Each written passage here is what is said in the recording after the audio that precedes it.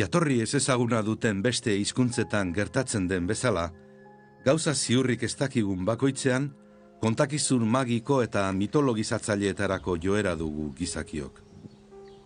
Euskararen inguruan ere, ugariak izan dira belaunaldiz belaunaldi entzun izan diren adierazpen fantastikoak, denak ere, jatorria eta isolamenduaren arrazoiak argitu nahian.